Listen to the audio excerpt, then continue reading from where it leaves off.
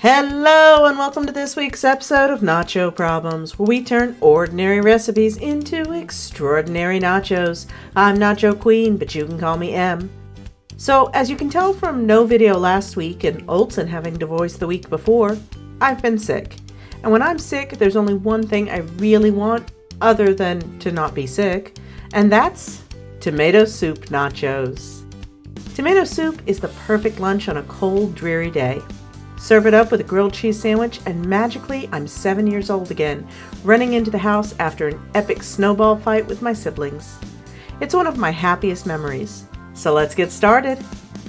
Step 1, the cheese. The soup will be our cheese, and for that we need 4 to 5 large tomatoes, 1 large onion, 1 to 2 small cloves of garlic, depending upon your fear of vampires, 2 tablespoons basil, 2 tablespoons oregano, 2 tablespoons rosemary, some salt, which I forgot to picture here, some olive oil, and optionally some heavy cream. We'll start by cutting our tomatoes into quarters and cutting out the hard cores where the stem used to be. Then place them on a lined baking sheet, and we'll move on to the onion. We're going to also cut it into quarters, remove the papery outer layer, chop off the roots, and add it to our pan. Finally, we're going to cut our garlic in half. Be very careful doing this. Add it to the pan as well, and then we're going to drizzle over some olive oil and toss everything to coat. Specifically, make sure that the exposed garlic bulbs are covered. Sprinkle some salt over the top, and then give everything a good dusting of the herbs. I have more than we needed here, so we'll save some of these for later. Then it's into the oven at 400 degrees Fahrenheit or 190 C for 45 minutes to an hour, depending upon how much char you like. Be sure to turn your onions about halfway through.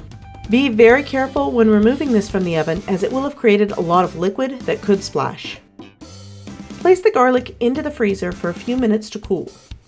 Now it's into Sir Mix-a-Lot with the rest of it. Remember to remove the center of the lid and cover it with a dishcloth instead. This allows steam to escape while still containing any splatters. Be careful to never overfill a blender, especially when working with hot liquids. We're going to just puree this up until it's smooth. Now that the garlic is cool enough to handle, squeeze the pulp out of the shells and into our blender. Then give it all another blend. If at this point it's too thick for your taste, you can add in some of the heavy cream to make it thinner. But I like mine just as it is, so let's move on to Step 2, the chips. For our chips, we're going to be making mini grilled cheese sandwiches. And for that we need a baguette, some cheese, I have sharp cheddar, Havarti, and Colby Jack here, and some butter. Start by cutting the baguette into 1/2 inch thick rounds. Next, we're going to stack slices of our various cheeses and cut them down to roughly the same size as our bread. Then put together little sandwiches. To cook, we'll butter one side of our sandwich and then place it in the pan, butter side down, and press it flat. Leave to cook for a few minutes or until it's at your preferred level of toasted. Then butter the other side and flip. I switched to a pair of tongs after the first batch, and those worked much better. Press them flat again and leave them for another few minutes, and that's our chips. What we need now is Step 3, the toppings. For our toppings, we have some heavy cream, the leftover herbs, and some Parmesan. You could also do some chili flakes, a dollop of sour cream, or a drizzle of sriracha if you're feeling adventurous.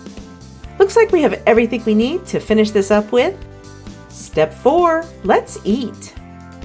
Now, instead of starting with our chips, we're actually going to start by pouring ourselves a mug of soup. Drizzle on a bit of the cream, add a sprinkle of cheese and some herbs, and finally surround it with our grilled cheese chips. Cameraman called dibs on the first bite this week. Man, these really hit the spot.